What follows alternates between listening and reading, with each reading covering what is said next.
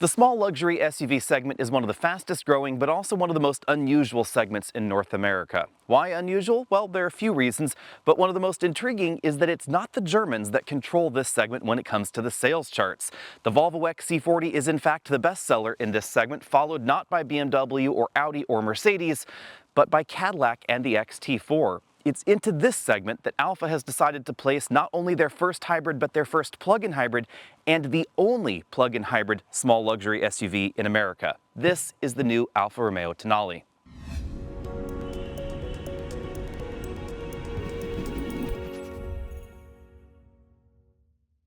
Alfa's decision to make this plug-in hybrid only means that it really stands out in the United States. If you want to go full electric, there's a Volvo or a Mercedes for you, and soon there are going to be some other European options.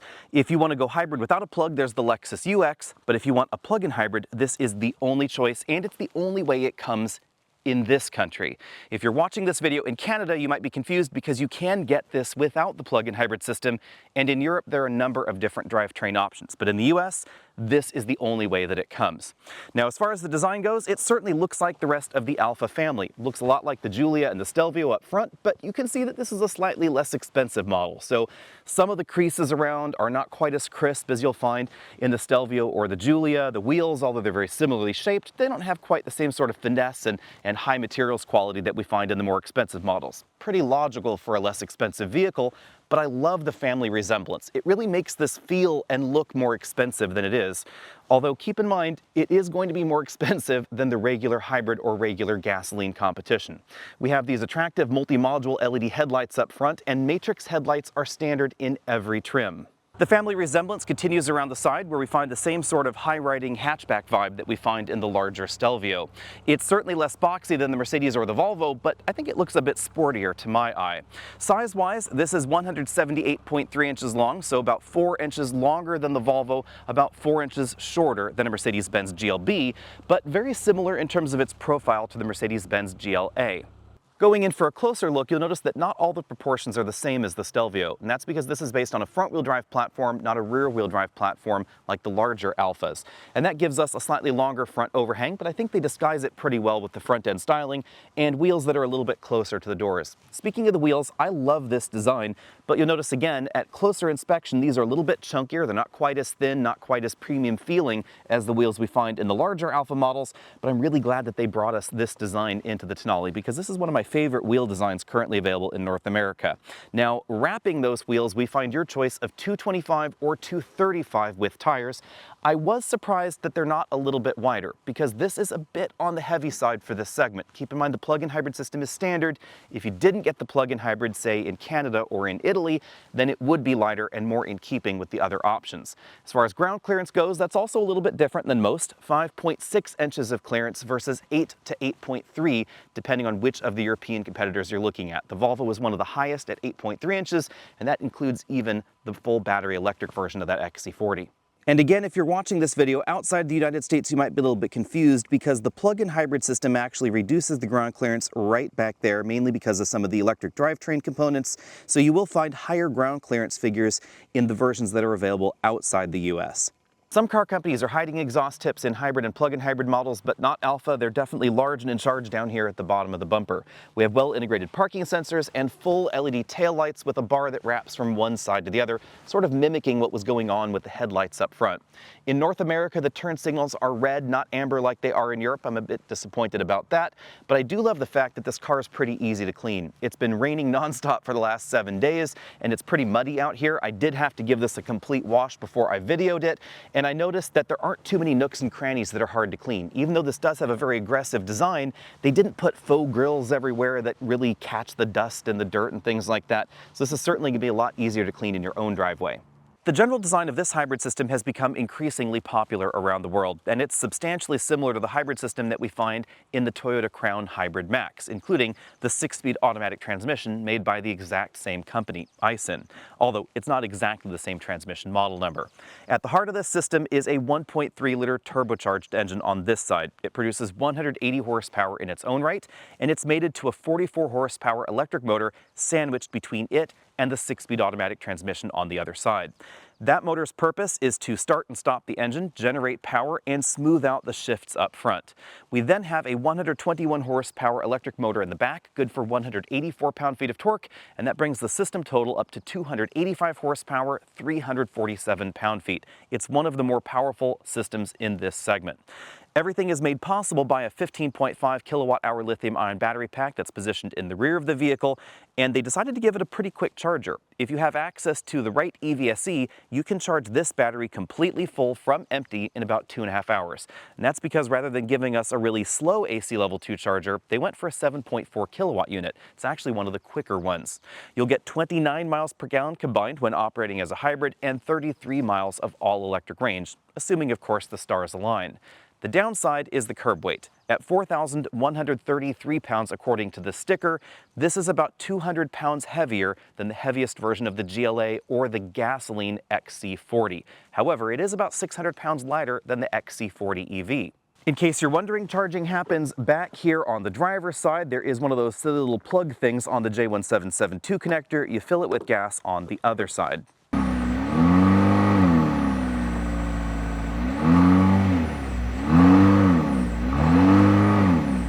For my body shape at 6 feet tall, I find the front seats to be quite comfortable, and I really like the fact that Alfa gives us identical seats for the driver and the front passenger. They both have 4-way adjustable lumbar support. We have a 3-position seat memory over there on the driver's door, none of course over there on the passenger door, and I'm going to give these seats 9 out of 10 points because we don't have any sort of adjustable seat bottom cushion length. Now, for my body shape, I actually find these to be pretty ideal. I wouldn't want them to be any longer, but if you're shorter than I am, you might find the seat bottom cushion a little on the long side. We do have a tilt telescopic steering column with a reasonable range of motion. Now, one last thing to keep in mind is that if you're taller than I am, the ceiling is just a little bit close for me. I tend to like to sit a little bit more upright than some, but even if the seat cushion is all the way down there on the ground, I have maybe only about an inch of headroom left. This has a little bit less front and rear headroom than many of the competitors. Even though the Alfa is on the longer side of this segment, a lot of space is taken up by that long hood design and of course the more relaxed proportions that we have in this vehicle, even though the seats are pretty upright, including the back seat. That does result in less headroom and less legroom than you'll find in the competition. Most notably headroom. You'll find about an inch more in a decent number of the European options, but we do get more headroom back here than in the Lexus UX, the only other hybrid option. There's not enough room back here to put a rear-facing child seat with me sitting up front. Just not quite enough to do that properly. And you should keep in mind that obviously in a smaller vehicle we have a narrower back seat. So certainly something to keep in mind if you're trying to mix adults and child seats. Forward-facing child seats should be no problem. But you'll notice that the sill over here, because of the lower roofline, is definitely lower as well. So even though in this seating position I have maybe about ½ an inch of headroom left, getting in and out is a little bit more difficult because of the way this roofline slopes, and I did find myself hitting my head back here in the rear seats.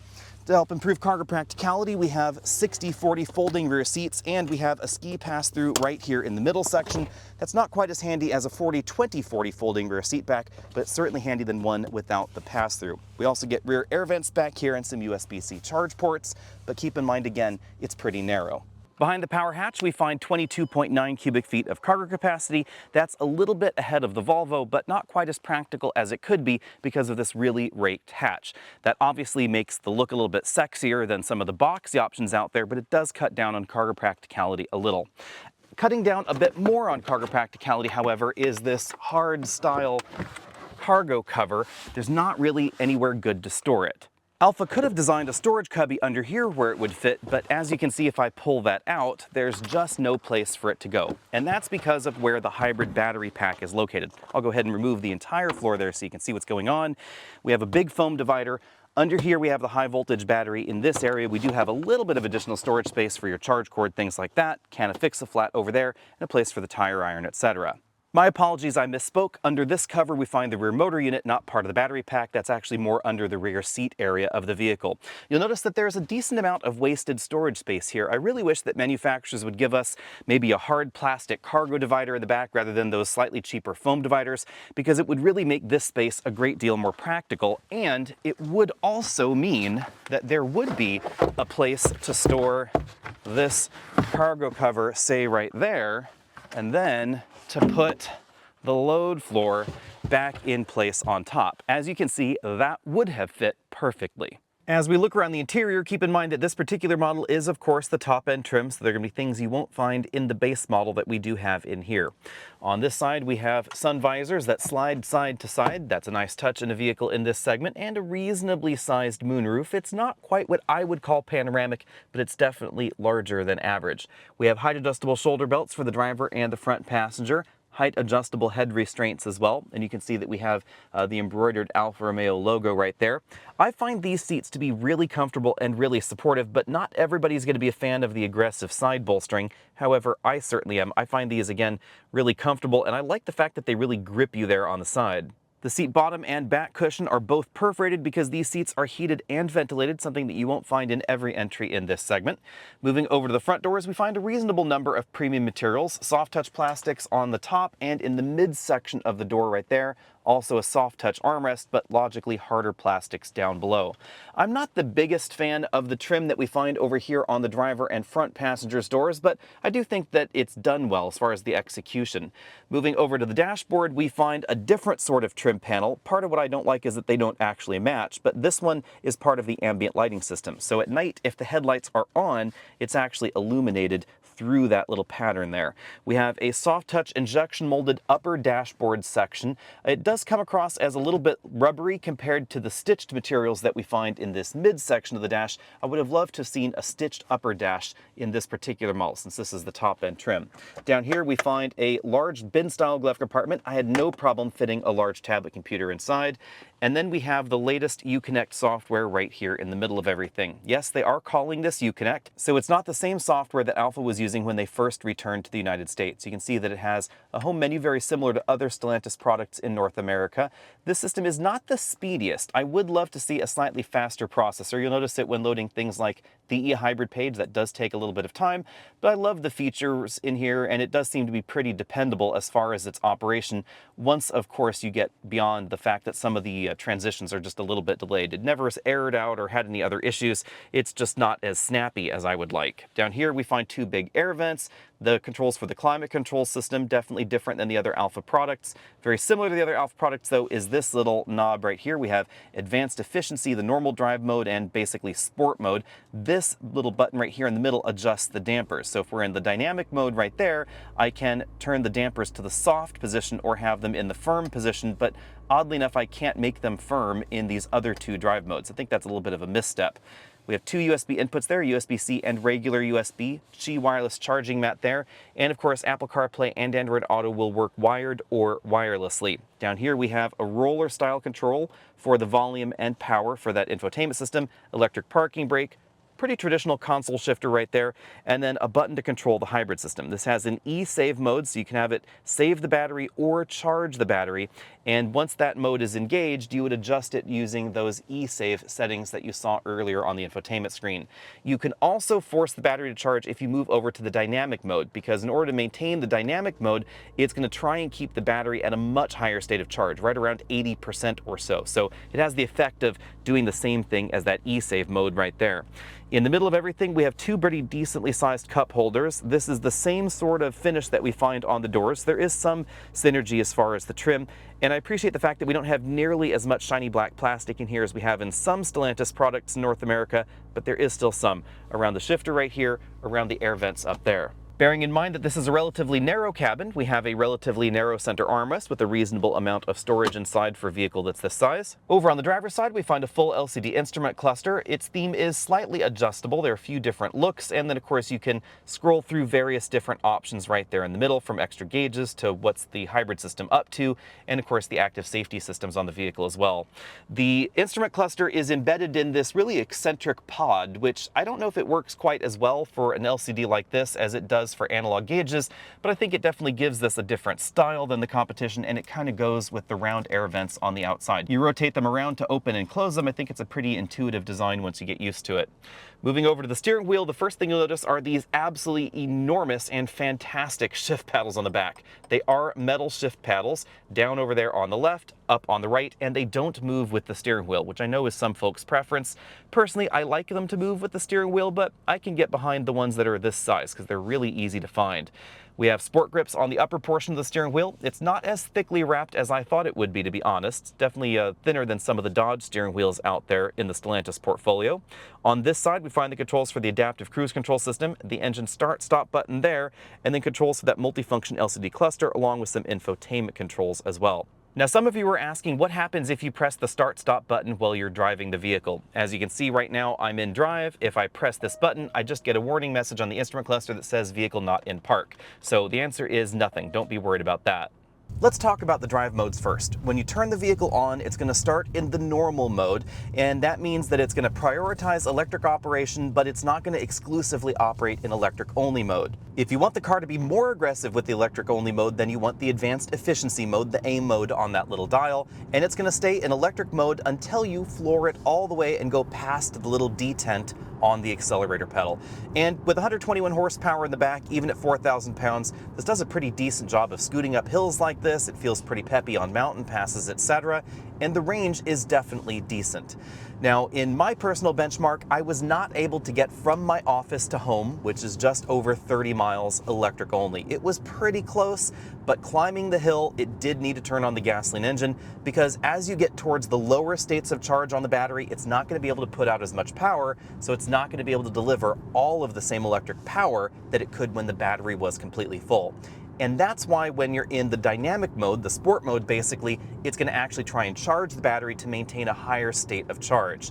And that covers that sport mode there as well. Sport mode's also going to try and balance power more equitably between the front axle and the rear axle. Whereas in the advanced efficiency mode, this is going to be rear wheel drive until the electric battery is exhausted. Then it's going to become essentially a front wheel drive vehicle with a little bit of electric assist on the rear axle.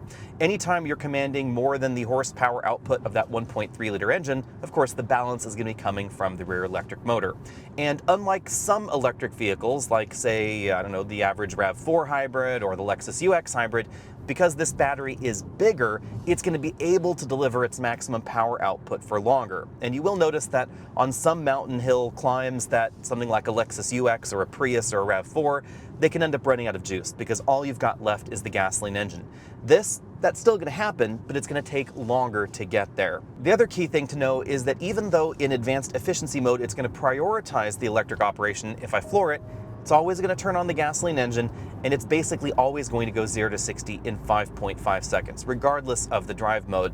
It does feel a little bit more eager in the dynamic mode here, so if I just go ahead and stop it and then floor it again, but it ended up at the exact same 0 to 60 time, because from a standstill, it's going to start the engine just like it would in the D mode. It seems like you do gain just a little bit of time, a little bit better acceleration, because the engine's probably already going to be on in D mode where it's not going to be on in A or N, but the difference is pretty small. The other thing that impressed me is the stopping distance here, just 108 feet from 60 miles an hour to 0. That's logical because, of course, we have Pilot Sport all-season tires on this model. They're pretty darn grippy. Now, as I said before, they're not the widest tire in this segment, but they do give this a solid amount of grip. And remember that in the segment where this is playing, rear-wheel drive is not the norm. Front-wheel drive is the norm. In fact, there are currently no rear-wheel drive entries left, unless you consider the electric entries which have a motor in the back, like, of course, the Volvo XC40 and C40. As far as handling goes, this is a really interesting combination of feels, I guess you'd say. Much like the Volvo plug-in hybrids, we get a reasonable amount of power on the front axle, and of course a reasonable amount of power on the rear. But because we don't have quite as much power on the front as in those Volvos, those are about 300 horsepower, we don't get the same sort of torque steer in here that you'd get in, say, an XC60 plug-in hybrid, which is actually the segment above this. There's no plug-in hybrid version of the XC40 in the United States. Now, when it comes to the final handling score, I am going to drop this down by just a little bit and give it an A-. And that mainly has to do with the disconnect between the front and the rear axle. Yes, having an electric motor on the back can do things for you that a mechanical system could not. You actually can power the rear end a little bit in electric-only operation. Of course, it's rear-wheel drive in pure EV mode, but you do get that torque vectoring ability in the rear independent of the front with the electric motor in the back. On the other hand, we still have a reasonable amount of power on the front, still a reasonable amount of weight on the front, and I kind of wish they had slightly wider tires here. For me though, the reason it's an A-, not an A, is actually the steering. I think that the steering could be a little bit firmer. It seems like it's just a hair over boosted. And I'm probably just grasping at straws here or nitpicking, however you want to call it, because this is absolutely fantastic on the road. Don't get me wrong. If I were shopping for an entry in this segment, this is absolutely going to be at the top of my list if driving enjoyment is what you're interested in. This is an awful lot of fun, and I really like the way this plug-in hybrid system has been done. There are just a few things that I think that they could have improved on to really make this best in class. Now, obviously, if you wanted better grip in your Tonale, you could swap these tires out for some summer tires or some grippier all seasons or wider tires. I think all of that would fit the personality of this really well. The other thing that strikes me interesting is that Stellantis has two plug-in hybrid systems developed in Europe that are quite similar. There's this one, and then there's a French system that you'll find in the Opel Grandland and a number of other products in Europe. That system is a bit more powerful. It's about 300 horsepower, and its novel twist is that it can operate as an all-wheel drive vehicle in electric-only operation, and that's because of the placement of its electric motor up front. With this vehicle, the electric motor is directly connected to the engine, so it cannot spin without the engine also spinning. It can't send power to the ground in its own right. In the Opel Grandland, the system can, and that does result in a slightly smoother feel in that vehicle. Also, the ability to get better traction while still staying in the electric-only mode. I am actually surprised that they didn't harmonize the development of these two plug-in hybrid systems because they're quite similar in terms of their thematic operation, and I think I like the one in the Opel just a tiny bit more than the one that we find in this Alfa. But as far as plug-in hybrid systems go, I actually have to say, I think this one is really, really impressive. Thanks to the adaptive dampers on this trim, and logically a little bit of thanks to the added curb weight, ride quality is definitely solid in the Tonale. I'm going to give this an A+ when it comes to the ride. Things definitely get firmer when I put this in the dynamic mode and it beefs up the dampers. You'll definitely feel a lot of the imperfections on this road surface coming into the cabin, but it's always going to ride and feel like a slightly larger vehicle, and that's something that I personally like, but you might not necessarily care for. The Tonale is more nimble than it would appear, but sometimes it does feel actually a little bit heavier than it really is. There have been times driving behind the wheel where I thought, gosh, this kind of feels like it could be maybe a 5,000-pound mid-size SUV if I wasn't really paying attention, but then it goes around a corner in a way that a 5,000-pound mid-size SUV just could not. So it does handle well, but the ride quality, I think, is also really nicely done. If you're looking for something a little bit smoother with the added addition of adaptive dampers, you might want to check this out versus something like the Lexus UX, which is a hybrid, but doesn't have quite the same kind of ride quality that we find here. As far as the cabin noise goes, at 50 miles an hour, I measured 72 decibels in here, so this is a little on the loud side for the luxury segment. You will find slightly quieter rides in especially the electric competition if you're comparing those against this. I think some of that has to do with the tires on this vehicle and maybe a little bit less sound deadening around the wheel wells, because most of what I'm hearing in here is definitely road noise, not wind noise. I think that's really well controlled. On the other hand, fuel economy has been fantastic. If you want better fuel economy than this and you want to run on gasoline, you basically have one option. It's the Lexus UX, and it's going to be nowhere near as exciting as this. I've been averaging 33 miles per gallon when driving this just as a hybrid, not charging it in at all. I did that for the first 4 days of operation, and then I spent the next 4 days driving this plug-in hybrid style where I was charging it at home, charging it at the office, and then of course my fuel economy effectively went all the way through the roof. Now, in my real-world drive tests, my electric range was between 28 and 29 miles, depending on where I was going. Again, I could not get from the office to home electric only, but I could get from home all the way to the office and still have some battery power left. So depending on the terrain you're driving on, this could be really great. It also does a reasonably good job of regenerative braking back into the battery. This has a blended braking system, and they've done a pretty decent job tuning it. I find the regen braking in the D mode a little bit too aggressive for my taste. If you prefer a more aggressive throttle liftoff regen, that's the mode you want to be in. But of course, it's going to start the engine if the battery state of charge is too low. I think most folks are going to just have to live with the blended braking option of putting your foot on the brake pedal, because there isn't any way to adjust that throttle liftoff regen. I am surprised that Alfa does not give us a more aggressive throttle liftoff regen setting when you're in the other drive modes, because that is something we find in other Stellantis plug-in hybrids. From the French side of things to the American side of things, that is an option you'll find in those vehicles, but for some reason it is missing in the Tonale. Before we dive right into this pricing chart, let me address one question that some of our Facebook followers had. The XC40 is the best-selling model in this segment, but Mercedes does sell more when you combine GLA, GLB, and EQB together. But But there is a bit of a twist there. The GLA is solidly in this segment. The GLB and EQB are notably larger. They're almost the size of a Honda CR-V. They're actually about the same size as an Alfa Romeo Stelvio. So not quite the same segment, although price-wise there is definitely some overlap. If you combine all three of those models together, Mercedes is selling about 40,000 units or so a year, whereas Volvo is selling about 34,000 XC40 and C40 together. But I don't necessarily include GLB directly in this segment, although we will clearly be talking about it here. Now, as you look at these prices, keep in mind that the Alfa Romeo Tonale is plug-in hybrid only, and of course something like the Lexus UX is hybrid only. Outside of that, there are basically just electric options in this segment. We have the fully electric GLB, we also have the C40, the XC40 Recharge, etc. So exactly which model you might want to cross-shop against this, I will leave that up to you. I should note also that we don't have complete pricing on the upcoming electric Countryman, so Countryman details are not on this list. But let's dive into the comparisons first. And the first group of competitors we should talk about is the trio of Mercedes models. Again, GLA, GLB, and EQB. EQB and GLB are basically the same vehicle. One's the electric version of the other. What's unique about the GLB and the EQB is that you can get a third row. And keep in mind, it is a pretty small third row. Also keep in mind, it's about the size of a Honda CR-V, which is the biggest CR-V we've ever had, and there did used to be a decent number of three-row vehicles in that size category in North America once upon a time. This is one of the few. It's actually a fairly practical third row.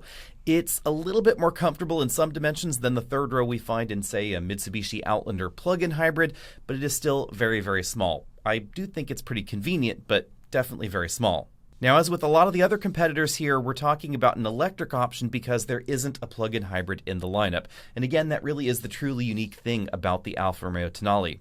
Now, direct competition-wise, I'd say it's more of a competitor to the GLA, because style-wise, it's certainly more of a sleek, sexy hatchback design, not the more upright, boxy design we find in the GLB or the EQB. Price is a significant advantage for Alfa here. Remember that most of the vehicles in this segment are going to be leased. The leasing percentage actually ends up around 70 to 80% depending on the exact manufacturer we're talking about, and the Alfa Romeo Tonale currently will lease as low as about $370 a month with about $5,000 down. That's about the average down payment going on for most of the lease deals on national offer at the moment, and that's pretty comparable to the down payment on the competitive Volvo and BMW and Mercedes models, but the Mercedes EQB is going to cost you a lot more, about $510 a month. And of course, keep in mind, it's going to be full electric. That's going to be a big advantage for some people, but it's going to be a disadvantage for others. And there's no plug-in hybrid or electric version of the GLA at the moment. Let's move on to something that does have more of those options available, the Volvo. The Volvo has a plug-in hybrid available outside the United States. So depending on where in the world you're watching this video, you can get yourself either a gasoline or an electric or two different plug-in hybrids in the XC40. North America, though, they decided that the plug-in hybrid system wasn't a good fit for America because of the dual-clutch transmission and the fact that it's only a front-wheel drive plug-in hybrid. Definitely a different spin than we find in the Alfa Romeo Tonale. These vehicles, I would say that the Volvo is generally my styling preference. I like the boxier, more upright styling because of its added practicality. It certainly has a more accommodating cargo area in the back and a roomier back seat as well. As far as the driving nature goes, this is a bit of a twist because the Alfa is definitely fun. It's heavy but fun. The same thing can be said of the XC40, and in gasoline format, the curb weight is actually a little higher off the ground, so center of gravity is a little bit higher. But if we're talking about the full electric XC40, it's really, really quick and now has a rear power bias. In fact, the XC40 is the only rear-wheel drive entry in this segment. I guess you could actually say the C40 is the other rear-wheel drive entry. But basically, Volvo is the only company actually giving us a rear-wheel drive model, and that was an unexpected twist. That's their newest electric version, the new motor set that they have from Sweden, and they decided to move it from the front to the back. So if you're looking at older reviews of the XC40, those were front-wheel drive, standard in the EV model. Now it's gone to rear-wheel drive. Moving along, Countryman is an interesting option here, and that would of course be the Mini Countryman because we're going to get a regular model, a JCW model, and an electric model of the Countryman as well. The electric one is going to be offering all-wheel drive also.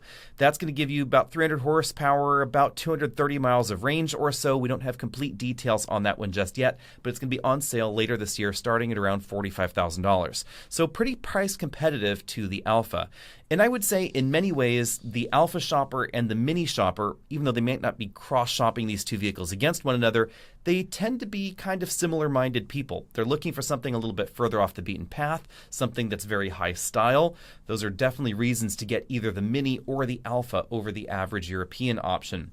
But the Countryman, of course, is a BMW at heart. So if you're worried about reliability, longevity, dependability, repairability, etc., keep in mind that BMW is the company backing up the Mini. So under the skin, it's basically a BMW X1 or X2 relative. And that may mean that parts availability is going to be a little bit easier to deal with than Alfa, although there is, of course, the Dodge relative in North America. Moving along, let's move on to the other plug-in hybrid option in this segment really quickly. And I would say, actually not in this segment, it would be the Lexus NX. A lot of folks have asked about this one over on Facebook as well. The NX is small for its segment, but it's not this small, and it's a lot more expensive. So if you want a plug-in hybrid NX, it's going to be $62,290 starting. That is quite a bit more. Now, we do get more car. It's a bigger vehicle. I think that the interior feels a bit more premium in some areas, although some of the tech is definitely dated in the NX at the moment. The big deal, of course, is that the NX plug-in hybrid gets a 300 horsepower plug-in hybrid system with 40 miles per gallon, basically 40 miles of electric range. It's a really great plug-in hybrid system. The downside is going to be its price tag. And even if you're simply looking at leasing, it could be about twice as expensive to lease as the Alfa. The other option you might want to consider is going down a notch into the mainstream segment, where we find something like a Kia Niro plug-in hybrid. That's going to be about $42,000 fully loaded, so a little bit less expensive. But interestingly, it's not going to lease quite as inexpensively as the Alfa. It is going to give you better fuel economy, pretty similar range, but it's not going to give you all-wheel drive. And you're going to get a whole lot less power because that hybrid system is laser-focused on ultra efficiency. So, nearly 50 miles per gallon, about 30 some odd miles of electric range, driving it relatively gently. It's definitely going to have a different feel. And of course, it's not going to have a premium logo on the hood. It's not going to have the premium materials we find in the Alfa. Alfa has carved themselves a very unique niche in this segment with the Tonale. As the only plug-in hybrid, it really stands alone in its own little sub-segment.